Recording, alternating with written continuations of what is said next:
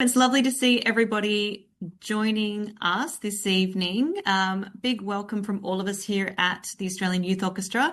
My name is Joanna. I am the Director of Engagement, and shortly I'll be handing over to my colleagues, Kimbali Harding, the CEO, and Warren Lenthal, our Director of Operations. But before we begin, I wanted to first of all let everyone know that this session is being recorded and that the recording will be made available via our various channels after the event, so you can refer back to it, and you can also share it with any friends that you know are interested in joining our programs. At AYO, we are lucky to work, learn, and perform in this beautiful country. I would like to acknowledge the traditional custodians of the lands where we work. I'm speaking to you from the land of the Gadigal, and I pay my respect to elders past and present. And you might like to pop into the chat to let us know where you're beaming in from today as well. So just a little bit of housekeeping before we start. If you would like to ask a question, you can pop it into the chat. We have a little bit of a structure mapped out for tonight's session, so we might not address your question immediately. We might park it until we come to that topic in the discussion, but we will endeavour to cover everybody's questions. If you think of any questions after the event, you would be very welcome, of course, to either give us a call or send us an email, and we will get back to you with the information. So tonight we are going to talk about the programs. We're going to give you an overview of the programs. We're going to talk to you about how to apply and give you a little bit of advice about how to put your best foot forward in terms of your audition or your portfolio, depending on which kind of program you're applying for. And to talk to you a little bit about what life is like on an AYO program. And in a little while, we have two more panelists joining us. They are current participants, and I'll introduce you to them when they arrive.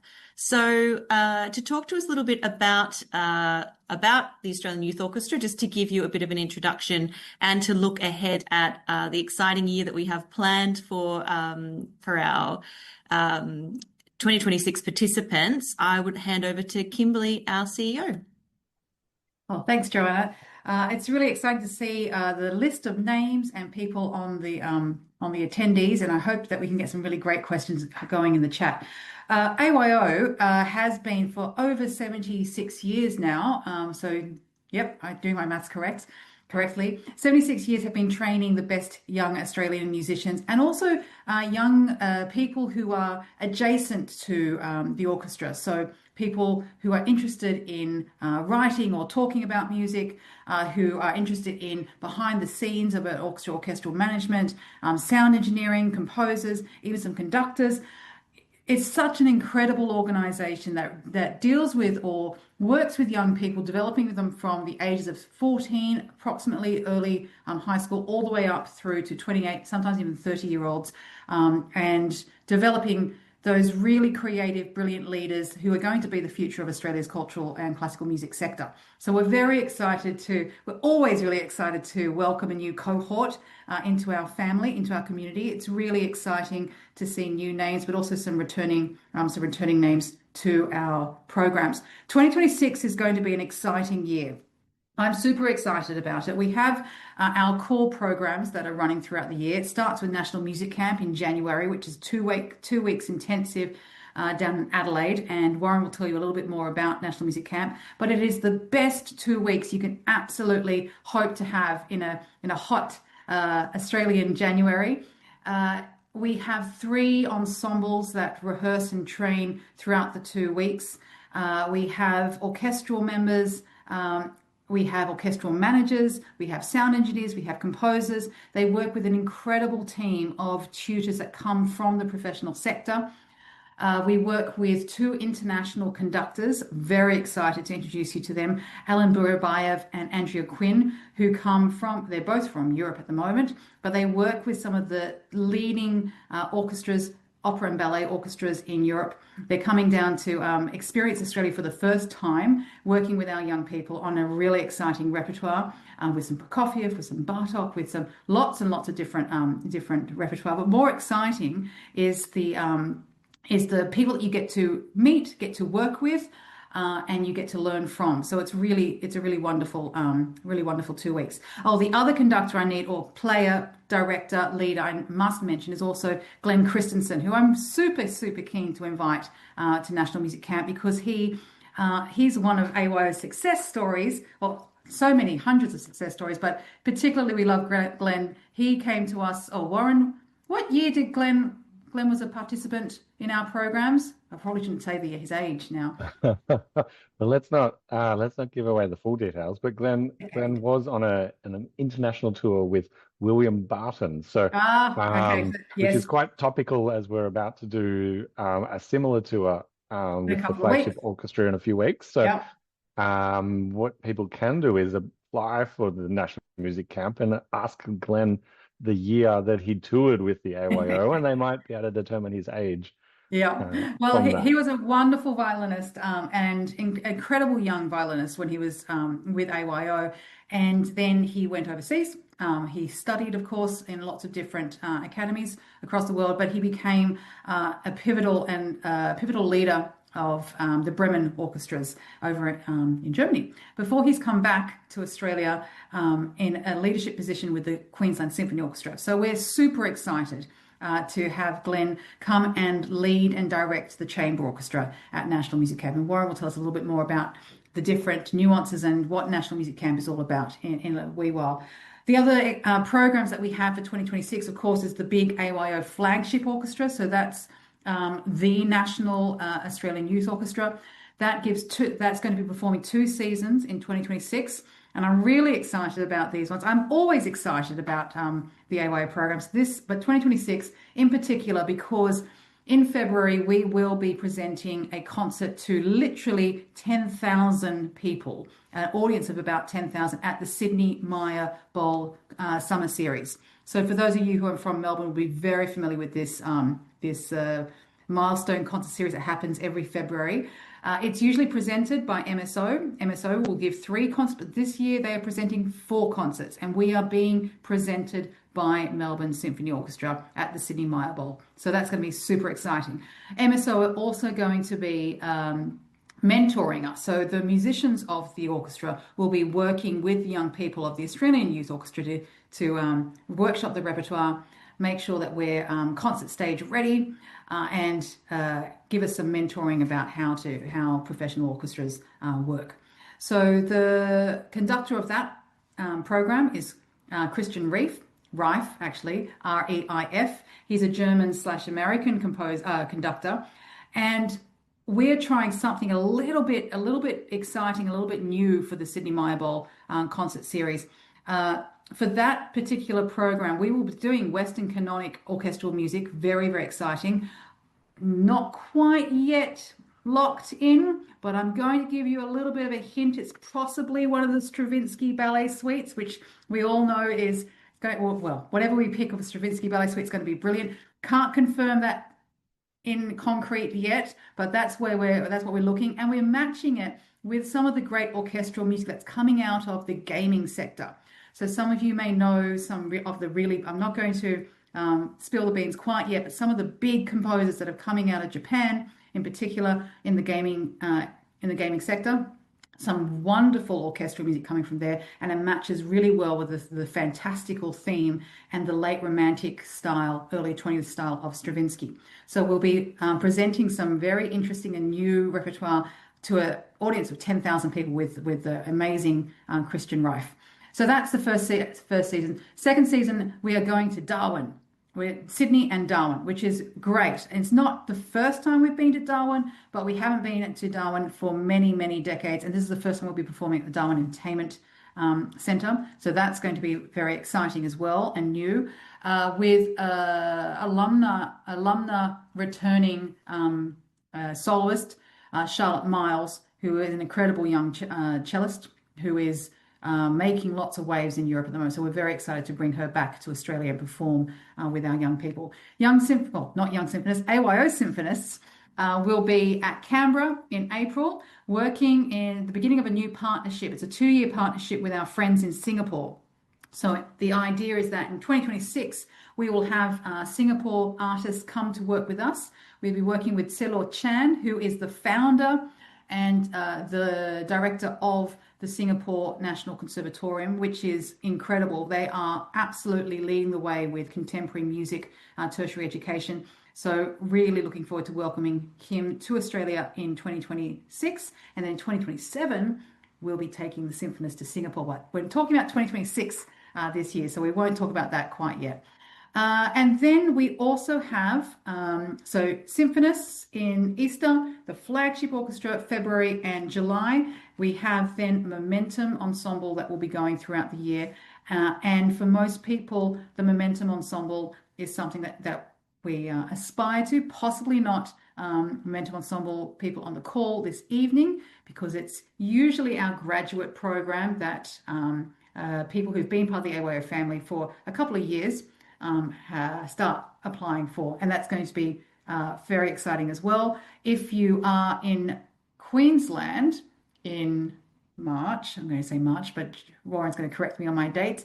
That will be exciting because we'll be performing as part of the World Science Festival in Brisbane with Jonathan Radford and Professor Yang, who is the physics professor behind the theory of everything. So some fantastic momentum programs to talk about as well. So Warren, that's kind of the 2026 highlights in more than 30 seconds. I was given 30 seconds. I think I took about 5 or 6 minutes, but oh well, I'm CEO, so I'm allowed to do that. I think the next questions are to you.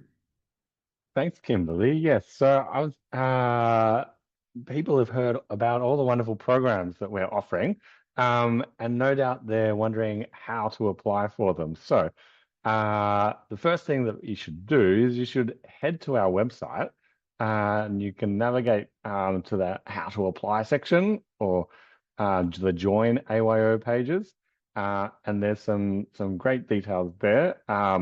Essentially, you're going to log into our AYO community portal and set up an account if you don't have one already. If you do have one already, you might need to get AYO to assist in remembering your password, unless you remembered that from the last year's application. And then essentially you can let the system help you decide what to apply for, because as you complete the application form on the system, it'll advise you of all the programs that you are eligible for. Eligibility for programs varies a little, partly by age and partly by instrument requirements for each program. So of the programs Kimberly talked about, in this process, you can likely be able to apply for National Music Camp, being the orchestral program there, as well as the non-orchestral programs at camp. So the National Music Camp orchestral program has an age eligibility at 14 to 22, whilst the other courses have a variation of their age eligibility, some of them going right up to 30. So they're courses for composition, for sound production, for orchestral management, and also for media and communications. The application process at this time also allows you to apply for the flagship orchestra, the symphonists program, and also the professional immersion program that we run with orchestras. So that will involve opportunities with the Adelaide Symphony and the Sydney Symphony in 2026. So you put in your details, and our system will then tell you what you can apply for, and it gets you to tick the box for each program that you want to be considered for. We strongly recommend that you tick every single box that you're eligible for.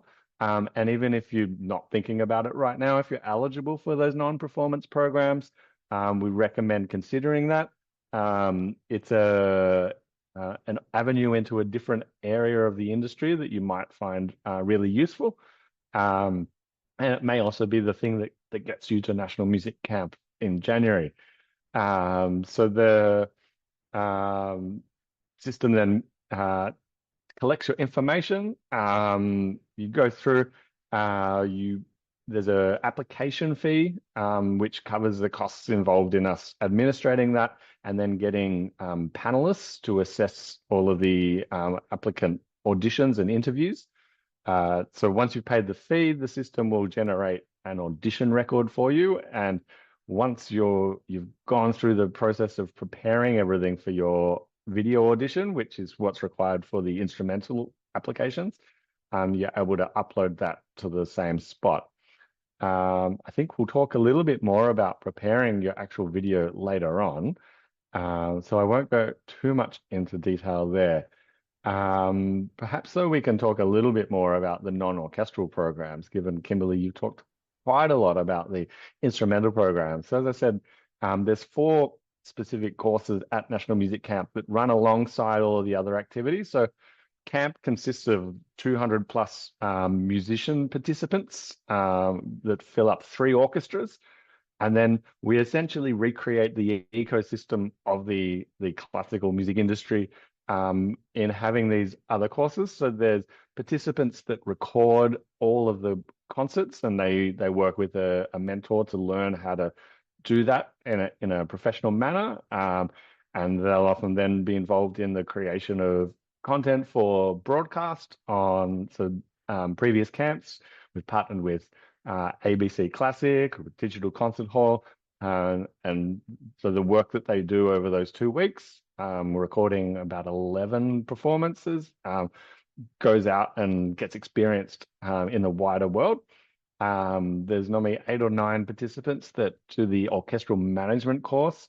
So these participants learn about all aspects of arts administration, but with a strong focus on practical skills of running an orchestra in situations. So they wear hats like stage manager, an artist liaison, librarian, and the group look after the 3 orchestras and all of their rehearsals. So they set everything up. They learn how to draw stage plans. They plan concert run sheets. They deliver all of the concert activities we do with just the support of their mentor. There's 4 composers that come to camp. So they'll work with the composer in residence at camp and create new works that then get performed with their premiere at camp. It's part of our concert series, performed by the tutors. So some of the best musicians around the country will come together and premiere these works. And the other course is the media and communications course. So this looks at the wide scope of how we talk and communicate about music, everything from program notes to social media, how to do radio interviews. It's a really great, engaging course that I guess it provides a really open-ended sort of way to view how you can progress careers within the industry that might supplement your skills as a musician, or they might also be your avenue into work alongside the orchestras. Laura, just interrupting there for a second. I think what's really special about those, besides the content of the courses, is that you actually get to work with Australia's leading professionals in the sector. So the young people that work on the orchestral management courses are actually working with the orchestral manager of maybe the Sydney Symphony Orchestra or Orchestra Victoria or MSO. And what is quite remarkable about that is those people who do that course are generally invited very quickly into the professional sector for actual jobs. And so we see that they start with AYO's National Music Camp in these courses, and then suddenly, within 6 months, 12 months, maybe 18 months, they are the orchestral managers of the professional sector. It's incredible. The other thing I note is that, so that kind of real hands-on experience that you get with the leaders of the sector is across the media and communications and the sound engineering and the composition courses. So the media and communications students last year actually got to go into ABC and radio studios. They got to co-present ABC Classic Breakfast National. It was a bit of into the deep end of the pool. They got to present alongside Ed LeBrock on ABC Live Radio. These are experiences that you do not get in school or tertiary education institutes. You only get them at National Music Camp, and it gives you this incredible platform to then go and see if you like this aspect of the life. But then if you do, it's a great platform for then going in to the sector and getting some further work experience. You make those networks, you have those experiences, and the world's your oyster. I have to say, some of the now, Warren, you can correct me. Some of the alumni from that media and communication courses are the leaders. Like, they're not just journalists. We have the leader of Opera Australia, or ex-leader of Opera Australia. We have we what else do we have? We have people at ABC. We have people who went off and they're managing Guildhall, or they're managing orchestras in the UK. So that media and communications course is something that I strongly recommend. If you're an instrumentalist and you've just got an inkling of, I'd like to explore, and what if, that's the course that you should do. It gives you so much extra experience in the sector. It is a very well regarded course, and it gives you those networks and pathways for other avenues in your professional career. Anyway, sorry, I digress. Thank you. Mute myself. Thank you, Kimberly and Warren. I think it's difficult to overstate how exciting, intense, and transformative National Music Camp is. You've just got a little bit of a taste of it there. And indeed, all of our programs, we're a 76, 77, almost 77-year-old organization. And we speak to alumni who were with us in the 50s who still talk about the lifelong impact that it's had on their careers, friendships, and so on. Warren, what advice do you have for first-time applicants? If you're applying on an instrument for one of the orchestral programs, you'll need to submit audio-visual recording that is your audition. So as you go through the application process on the website, you'll end up with a document that contains the excerpts that you need to prepare. There's another document that outlines all of the requirements specific to your audition, and also gives you steps on how to set up and best prepare yourself technically. What I would note is that you should record yourself repeatedly and check it. The thing that generally catches people out is that they practice, and then they set up their device, whether it be a phone, because these days many mobile phones capture the audition at a suitable quality. If it's a phone or a video camera of some sort, they've prepared themselves, but then they haven't prepared the setup, and they do a recording and they hope that it's good, but they then find out that they didn't quite check the audio, and it's maybe a bit quiet, or it's too loud and they're distorting, or they're not quite in shot. So take some time is really important to go through and make sure that you check these things. It's important that you've gone to that effort, so that the audition panel we have can then just do their job nice and easily. The other thing I would say is, because we run with recorded auditions these days, you should take advantage of that, and record yourself a few times over a week, if you can. And I would also recommend that you record yourself knowing that it's replicating a live audition. So you're not here to try and create the best 100% flawless presentation. So past applicants have often said things like, do 3 recordings in one day and then just choose the best one out of that. Don't try and do 20 recordings hoping the next one's going to be better than the next one of the next. If you miss a note here or there, the panel will actually appreciate being able to see how you respond to that in the audition setup. So make sure that you can be seen, make sure you can be heard.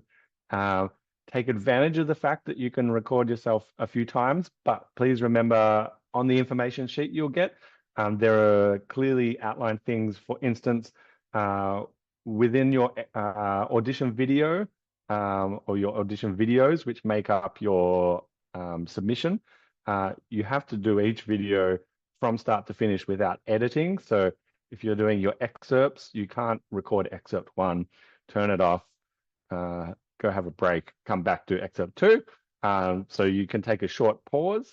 You might need to, if you play a brass instrument, clean a bit of moisture out of your pipes. Take a short pause, take a deep breath if you need, a drink of water, and then move on to the next one. But it's really important that what you submit is a completely unedited recording. So no stopping between pieces, but also there shouldn't be any change to the or enhancement to the audio that's involved in your recording. I might actually at this stage invite one of our current participants, Amy Humphreys, who's joining us to give you, I guess, the perspective of a current participant. Hi, Amy. Hey. Thanks so much for joining us. Would you like to quickly tell us how long you've been associated with AYO and the programs you've done with us? Yeah, this is actually my first year doing any AYO stuff, and it was my second time auditioning. So I had never heard about any AYO stuff until I got to uni. So I thought I was a late comer, and I thought that I had no idea what was going on. But the audition process was pretty I think AYO does a good job of telling you what you need to do and what you need to submit and everything. So as long as you follow all the instructions and prepare yourself, I think you've got a good shot. But so I did my first national music camp this year in January, and that was super fun. That was my first AYO anything, and it was huge. I mean, there's so much music and there's so many people, and you meet people from all around Australia, and we all just love music and love playing music.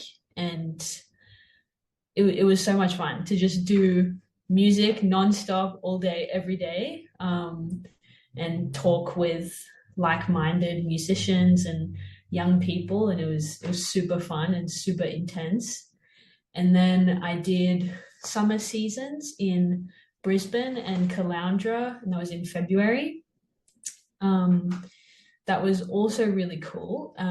We played Ein Heldenleben, which SSO just played the other week, I believe. So that was a huge... Amy, I think our version was better. Yeah, I didn't see the SSO one. I'm sure, yeah, we were probably better than them, but you know, don't tell anyone I said that. Yeah, it was really cool. There was also a soloist on violin, Emily Sun, who played Elena Katz-Chernon's violin concerto. That was I've never heard that piece of music before, and I love that it was an Australian living composer.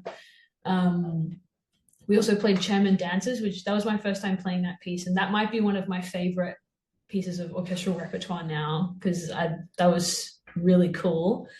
And then now I've got the international tour coming up in July, which is like 2 weeks away, which is crazy, but that's also going to be insane. I think there's a lot of big pieces, Tchaikovsky's Fourth Symphony and Rimsky-Korsakov's Scheherazade. So those are huge, and I think it's going to be super fun. And there's Australian repertoire in there as well. Another violin soloist, Christian Lee. If you don't know him, you need to YouTube him, because he's insane. Like, you need to watch him.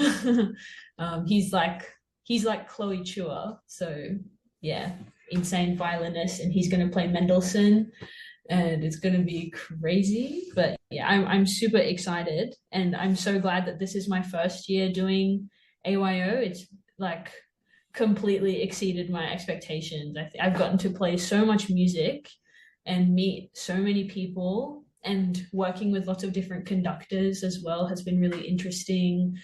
It's not just Australian conductors. We had someone from England. Well, both of them were from England. There was Karem Hassan, who's from England, and I think he teaches a bit in England as well. Yeah, he's Cypriot British, so but he conducts all over Europe. So I think that's one of, as you say, Amy, it's one of the great things about AYO is that it's the international exposure. It's also Australian conductors, but of course international exposure to just the absolutely world class conductors and tutors. I hope you're looking forward to working with David Robertson. Yes, because definitely. he is looking forward to working with you guys.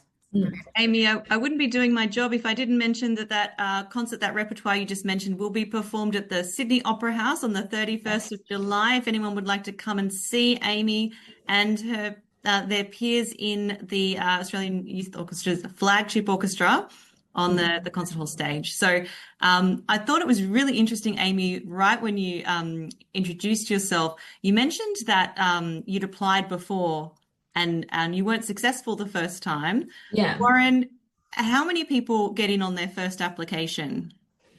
Well, I think most people, generally people don't, but there is nothing that actually stops anyone from getting in on their first time. And it's more just people start applying when they're quite young, which would be the only reason why they don't get in. They're still building up skill.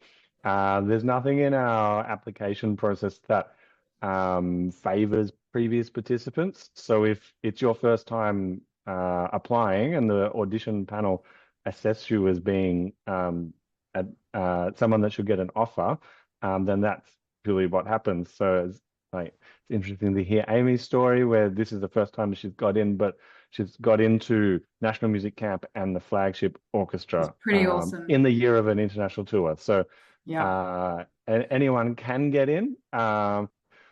It can take a few years. People sometimes do need to build up skills, get used to the audition process. Again, Amy made some great comments about it's really important to read and understand the requirements of the audition and to make sure that you stick to that. Just like with any test that you might do in school or university, really understanding what the expectation is in the question or the requirements, because that is what you're going to be assessed on. So, for instance, most people are required to submit an own choice work, and that's meant to be unaccompanied. So we will actually contact you if you submit one with accompaniment and ask you to resubmit that. So it's really important to go through that process. And then if you do that, then it's completely dependent on who applies and how your audition is assessed. Yeah. I also might add in there, Warren, that the excerpts are as important as the own choice. So that's something that it might be a little bit different for first-time applicants. When we do our Amy B exams or we do other kind of exams, the core repertoire is super important, and then the kind of scales are on the side or the excerpts are on the side. The excerpts for AYO are just as important as the own choice. So it's really important that you put as much effort, if not more effort, into the excerpts. I'd be really interested to know, Amy, how do you go about excerpts? Are weird, aren't they? Because it's like it's one line in a symphonic score that you're supposed to somehow show your technical brilliance, because it is super competitive, right? This is the best musicians from across the country, so it is really competitive. There are only a couple of places for people like Amy, the flute. I mean, not many positions available. So the fact that Amy has achieved that in the flagship orchestra this year is just, bravo. But how do you go about preparing for the excerpts? Yeah, I think that's a really good point, that the excerpts might actually be more important than the own choice piece, because I personally value being able to show your individualism and who you are as a person. So the own choice piece is great for that, but you should be approaching the excerpts, because they chose those excerpts. Like AYO has picked them, or someone has picked them, and they're going to watch you play them. So it's really important to think, why would they pick this excerpt? Like, why am I doing this? It might just be like 2 lines from some random symphony you've never heard of, and you have to think, okay, why these 2 lines? And it's not always going to be a solo. It might just be some bit you can't, a lot of the time with some flute excerpts, you can't even hear it in the recording. And I can't stress enough the importance of rhythm, because if you are playing and you sound great and your vibrato is super beautiful and you've got this beautiful playing going on, but then you have a 2-beat rest and then you only rest for 1 beat, like it really sticks out. And it seems really pedantic, but you kind of do have to get a bit pedantic and sort of strict with yourself, because I think the precision and the accuracy, especially in the rhythm, is far more important than getting every single note perfect, which you probably should aim for as well. Probably aim for that as well. But Yeah. Amy, it's really interesting that you said that you listen to the excerpts in context of the bigger pieces. Sometimes you can't hear it. But I think as a tip, that's really interesting and very important, that you have to know, you kind of have to show awareness, musical awareness of the context of what the excerpt is. And sometimes you're right, it might be foreground melodic, or it might be foreground musical line, but it might actually be background, or it might be accompanying, or it might be moving in a particular direction, accompanying something else. And to be able to have that maturity and nuance and to show that in the excerpt is what is going to be quite impressive to the panelists. But you're right, rhythm is really important as an ensemble player. You can't just drop that extra beat. Anyway, thanks, Amy. Really appreciate it. Thank you, Amy. We've just had a question, just seeking a definition of flagship versus AYO symphonists. Can I hand that to you, Kimbali, please? Sure. Yeah. So AYO Symphonist is a slight rebranding of the previously known as AYO Young Symphonist. You might have heard my slight slip up of the tongue, because I'm still in 2025 programming land. So the AYO Symphonist is still a national symphonic orchestra. So it is a symphony orchestra, it is national, but the age is slightly more condensed. So it's only open to high school aged young people, or up to 18 at the time of applications, or time of the date in the application. Warren can correct me on that one. But it's basically teenagers, it's basically high school. Now, what it does, it allows for that particular age group opportunity to have leadership and to have developed their ensemble skills specifically for them. So you can imagine that for flautists like Amy, there are maybe 3 positions in the flagship orchestra, and most of the time those 3 positions are more mature, or more, I don't want to say mature, but there's only 3 positions. So we like to give also the symphonist program extremely high level quality music, extremely high and competitive musicians who are coming together for that program, but it gives an opportunity for high school age young people to take those leadership positions in a symphonic context. It happens in April, so it is a completely separate program. And what is a little bit different about the delivery of the program, because most of AYO, I think Warren mentioned it before, the AYO programs mimic what happens in the professional sector. So we slowly develop that pathway to the professional sector. So by the time you're at the flagship orchestra, what you experience for that week is quite similar to what a professional orchestra does. The style of rehearsals, the length of rehearsals, the way that we interact with conductors. However, there is mentoring and there's other support around that from professional musicians. Now, National Music Camp is on the other end of that spectrum. It's much more like an intensive summer camp. It is, as Amy said, it's just music all day, every day, and it's conversations and it's other professional development. It is music on steroids, and we have that. That's definitely a summer camp. Now, young symphonist, AYO Symphonist is in between that. So it does mimic a professional week residency. You will have rehearsals which are very similar to a professional orchestra setup, but the tutor group actually stays with us for the entire week. So the support for the musicians is there throughout the entire week, whereas the flagship orchestra, a little bit more further down the developmental line, the tutors and mentors will only be there for the first 3 or 4 days, and then it is over to the conductor and the young people working on the orchestra. I hope that explained it. It's very clear to me, but then I'd hope it would be. We have another participant joining us. We've got Hane Wilding. Now, Hane is a violist and a composer, but she's most recently completed our sound production course, which you heard a little bit about earlier, that takes place at National Music Camp. Hi, Hane. Thank you for joining us. Hi, thanks for having me. Welcome. So this is a really good time to hear directly from you, Hane, and you, Amy, about what is life like on an AYO program.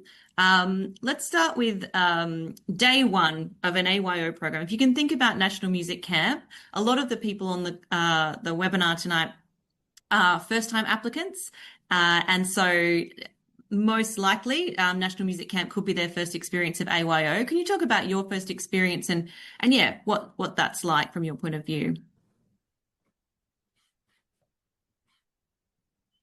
Well, as this sound production point of view, I remember going into Elder Hall for the first time and seeing everyone at camp, which was pretty overwhelming because it's a lot of musicians, which was pretty incredible.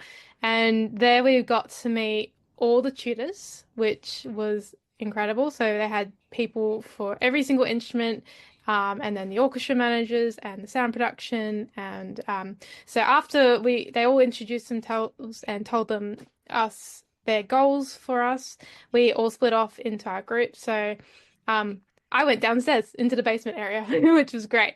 And I met my group straight away, and we all hit it off really well because we all had the same goals. Jakob explained to us what his goals were for us to learn, and if we had any questions, it was really laid out very clearly for us. So I just remember that first day being a bit overwhelming, which was really understandable because you're seeing all these people, you're gathering a lot of new information, but you have the time to process with everyone else as well. So just take your time, ask questions if you need to, because they will answer them. Everyone's super patient and kind. And we're all there for one goal, which was to make music and show all of Australia this beautiful music that we can create together.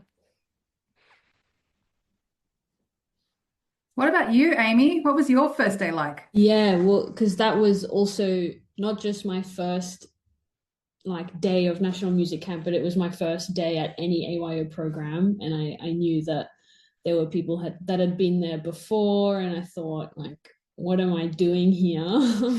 But I still remember getting off the coach from the airport that drops us off at the accommodation, and there was you get your name tag and your room key and all that business, and that was my first time sort of interacting with some AYO staff, and they just big smile, "Hey, how are you?" And I was like, okay, it's fine, it's gonna be fine. And then you go to your room you've been assigned to, and that can also be a bit scary if you don't know anyone, but one of my roommates was actually from New Zealand, and that was really cool. So they wouldn't have known anybody either, and it was super exciting.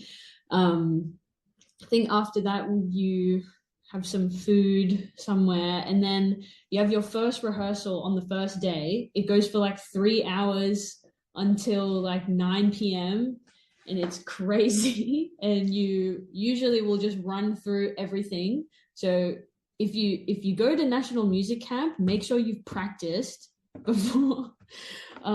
It's obvious, but they're gonna test you, and you better know your part.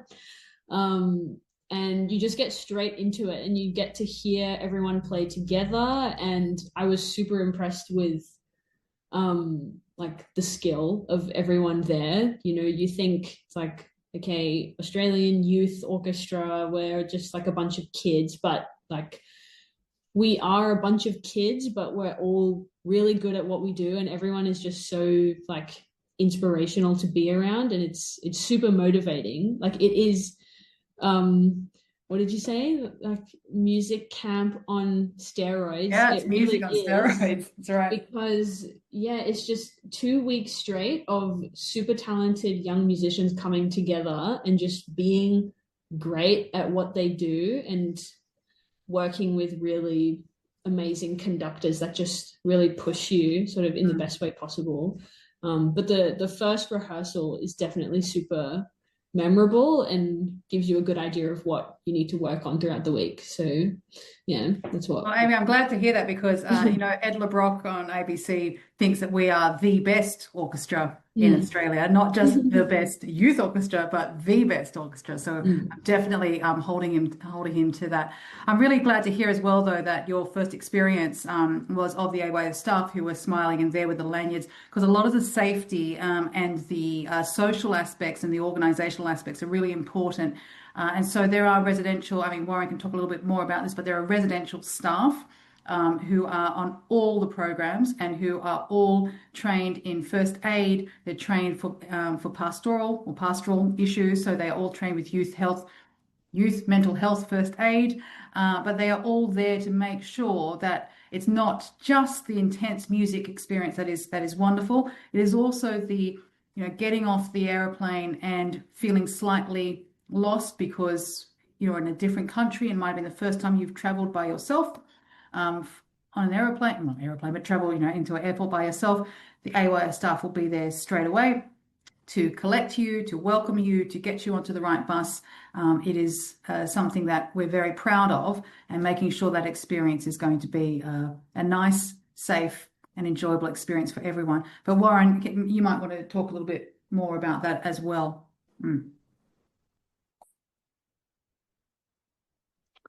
I'm having a fantastic dialogue or monologue with myself, but I've turned on the microphone. So our programs break up into two groups, predominantly in terms of how we manage accommodation and travel.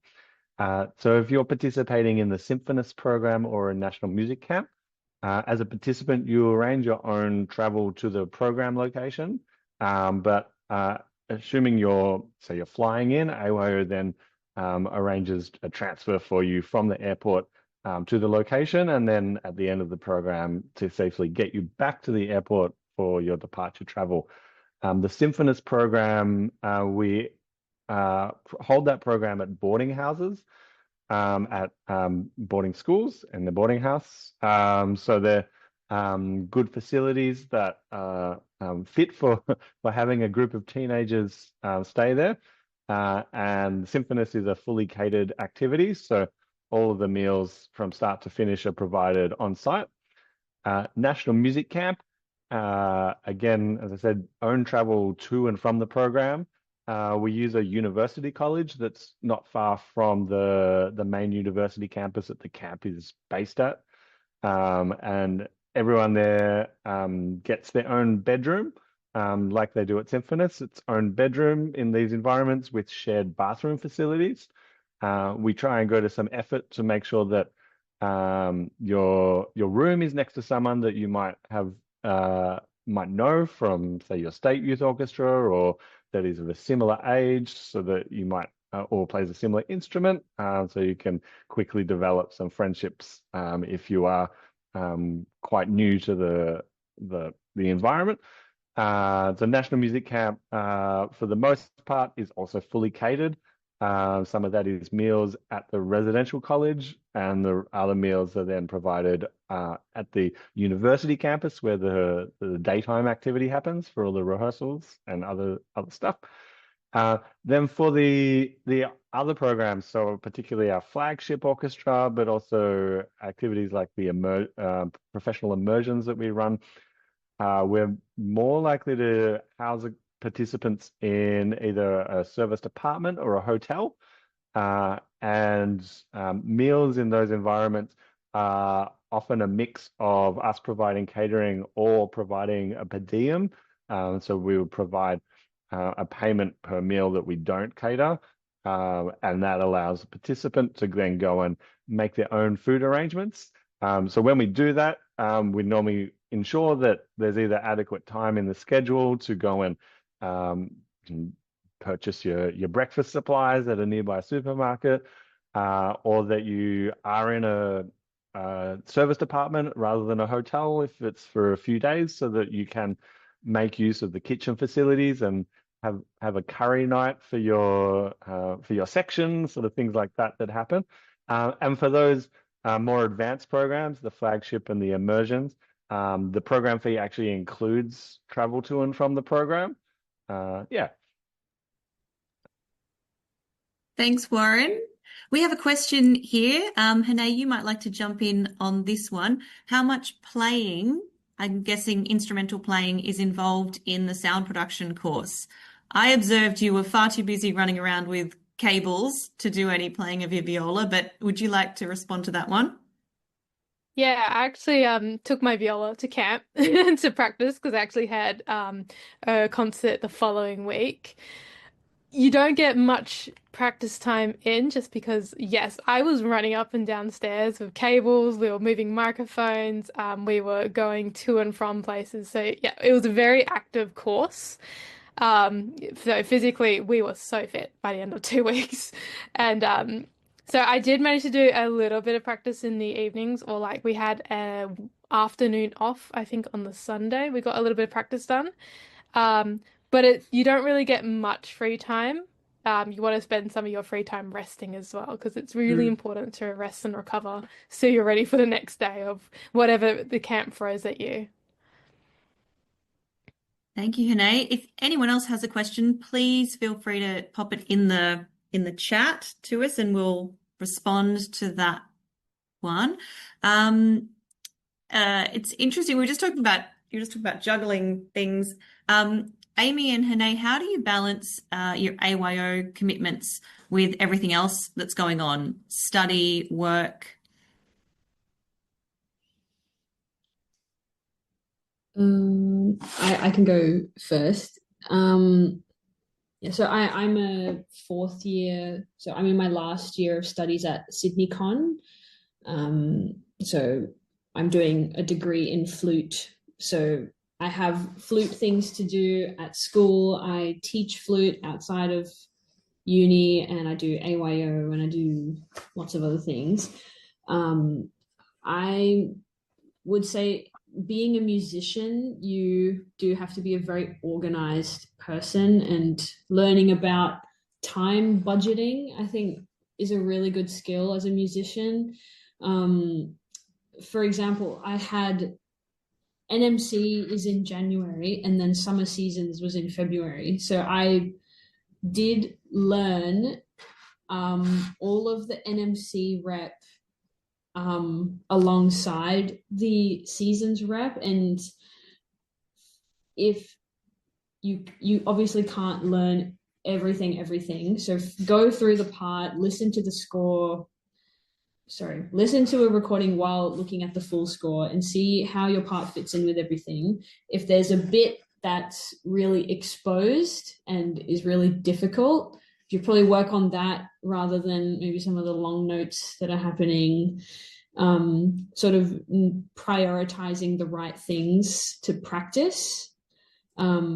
It's a hard skill, but I think, yeah, AYO taught me how to time budget for sure, because it's pretty intense. Yeah, I don't know if I have any other advice.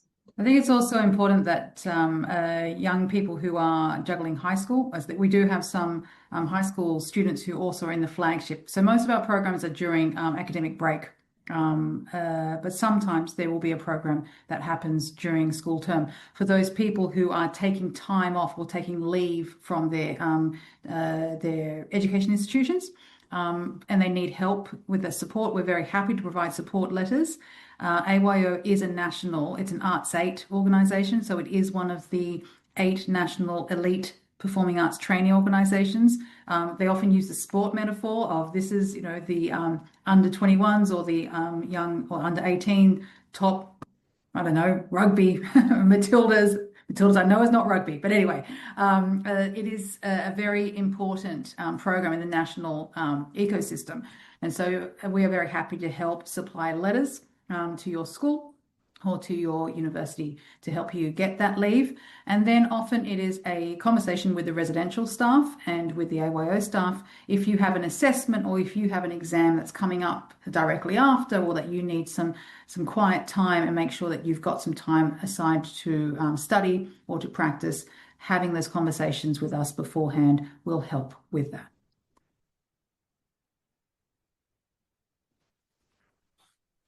Thank you. Hane, would you like to add anything? Yeah, basically exactly what Amy was saying, just learning how to schedule your time really efficiently and make a list of prioritizing which one's the most important, and then go down through that list as well. With my practicing, I found effective ways to practice for shorter periods, but hitting the most important repertoire, or the most hard. I would practice like the really hard sections, and if I couldn't go for everything, I would just glue it together later on. But really like take time to listen to your music, listen along, and read scores as well in your free time if you've got a second, like a few minutes. It's all it takes. And make sure if you're stressed about your uni or school, just tell your teachers. Say, hey, I'm going to be working on all this repertoire. I'm very overwhelmed.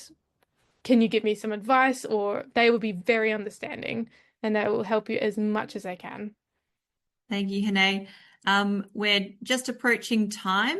So just before I hand over to Kimbali for some closing remarks, Hane and Amy, what would you say to someone who's a bit on the fence about whether they should apply for the programs next year?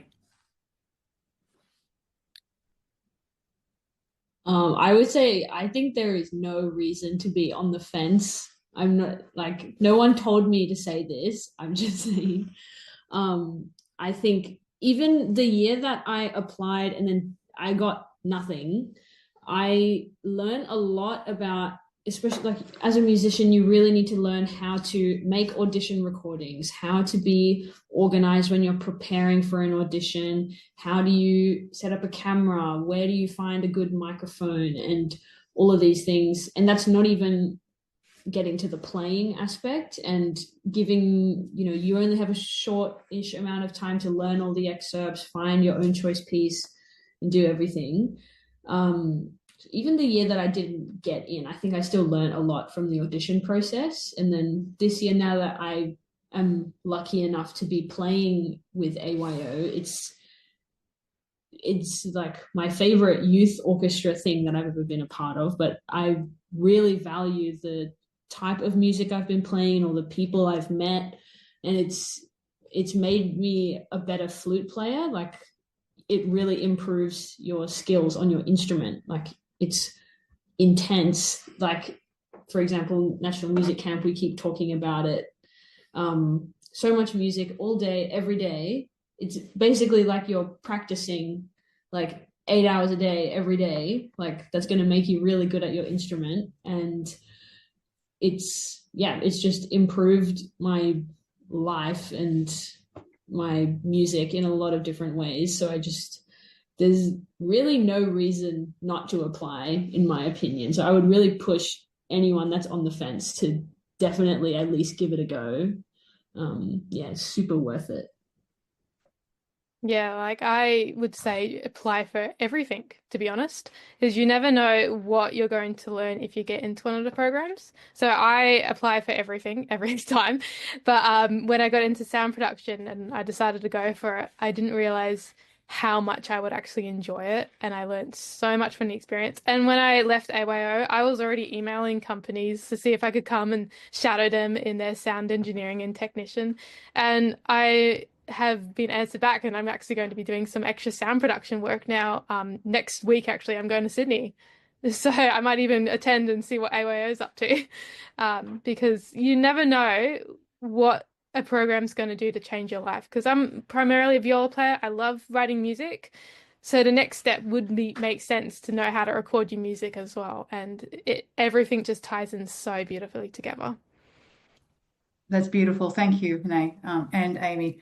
I know that we're running out of time, so I just want to mention a couple of things before we say goodbye to everyone.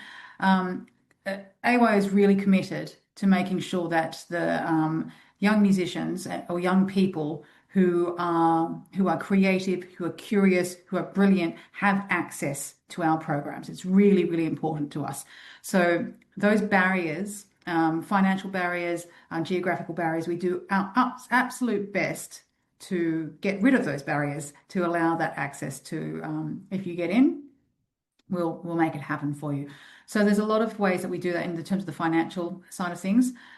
You will notice that the cost of the program, if you go onto the website, you can see some of the costs. Now that you've got a little bit more information about which ones have fully catered, which ones have accommodation, well, actually all of them have accommodation, which ones have travel, it would be a useful exercise to go and have a look at that and then just do a bit of a mathematical recce of how much is actually going towards travel and accommodation, how much is actually going towards the cost of running a program. And you will see that it's one of the cheapest, one of the most cost-efficient, cost-effective programs that you can do as a young musician. Now, even at that point, if finance is a barrier, we then offer what we call financial assistance. And that's basically, it's based on needs-based. So you will do an application. What happens is you get a letter of offer, and then you will get an opportunity to make an application for financial assistance, and it's based on needs. And so you'll answer a few questions, and that gets assessed, and then we allow or we allocate financial assistance for you. Okay. There's also the cost of the audition. Now, the audition process does not have financial assistance, but it does have a waiver if anyone is a First Nations applicant. They do not have to pay for the audition at all. And so there is a little button there that I think it's a button that you click, or you write in and say, and then that is waived by Warren's team for you. So whatever we can do, if cost or geography is a problem, please contact us. We do not want that to be the reason why you do not access or engage or participate with an AYO program. And over to you, Joanna. Wonderful. Well, thank you, everyone. Thank you to everyone who signed in tonight to listen live to the panel. As I said, the recording will be shared, so you can go ahead and listen back to the information that's been shared tonight or share it with a friend. Thank you so much, Amy and Hene, for your time tonight joining us. And any questions beyond this, please don't hesitate to give us a call or send us an email at info@ayo.com.au and we'll get back to you. Thank you and all the best for your application.